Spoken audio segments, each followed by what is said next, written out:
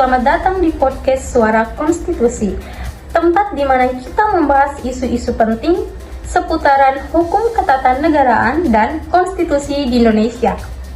Saya Maria Febrianti Soikelen, mahasiswa Fakultas Hukum Universitas Nusa Cendana.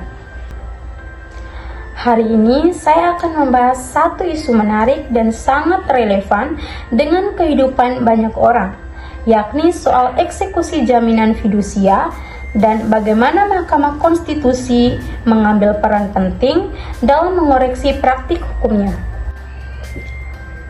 Kita akan kupas tuntas tentang putusan Mahkamah Konstitusi nomor 18 garing PUU-Romawi 17 garing 2019 dan mengapa hal itu penting untuk melindungi hak konstitusional warga negara, terutama debitur.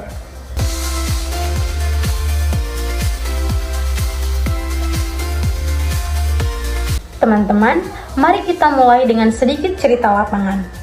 Banyak dari kita tentu tahu tentang kredit kendaraan bermotor.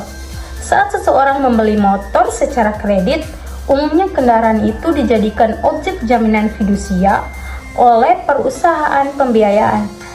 Masalahnya selama bertahun-tahun, perusahaan leasing bisa langsung mengambil kendaraan itu dari tangan peminjam apabila dianggap punya prestasi tanpa perlu lewat pengadilan. Coba teman-teman bayangkan, tanpa proses hukum yang adil, motor yang biasa dipakai sehari-hari dapat disita begitu saja oleh debt collector. Dan hal ini bukan hal yang langka. Di banyak daerah, praktik seperti ini menimbulkan konflik dan bahkan sampai kekerasan.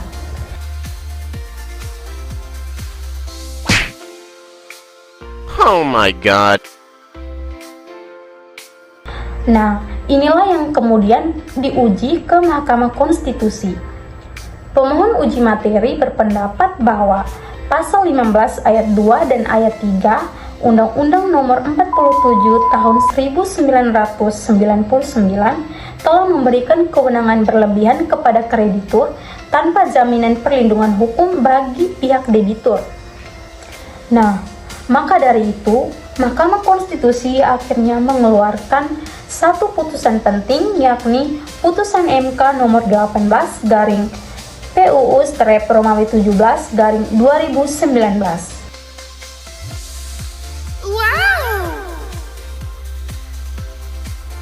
Nah, apa isi utamanya? Yang pertama, Mahkamah Konstitusi menyatakan bahwa eksekusi langsung oleh kreditur sah dilakukan hanya jika debitur secara sukarela mengakui prestasi. Jika debitur tidak setuju atau menyangkal, maka kreditur harus mengajukan gugatan ke pengadilan. Yang kedua, Mahkamah Konstitusi mengacu pada Pasal 28D ayat 1 Undang-Undang Dasar 1945 yang menyebutkan bahwa setiap orang berhak atas perlindungan hukum yang adil. Dengan demikian, praktik eksekusi sepihak bertentangan dengan prinsip negara hukum dan asas due process of law. Putusan ini menunjukkan bahwa Mahkamah Konstitusi menjalankan kewenangan secara substantif untuk menyeimbangkan kekuasaan, melindungi hak warga, dan memperkuat supremasi konstitusi. Lalu, apa yang bisa kita lakukan? Nah, yang pertama, pemerintah dan DPR perlu merevisi Undang-Undang Jaminan Fidusia tersebut agar selaras dengan putusan Mahkamah Konstitusi. Yang kedua, lembaga pembiayaan harus dibentuk pelatihan hukum agar tidak melakukan eksekusi tanpa proses hukum. Dan yang ketiga, masyarakat harus mendapatkan edukasi tentang hak-hak hukumnya, khusus soal perjanjian kredit dan jaminan. Dan yang terakhir, mari kita dorong budaya hukum yang adil, di mana hukum tidak hanya berpihak kepada yang kuat secara ekonomi, tetapi juga menjamin keadilan bagi semua.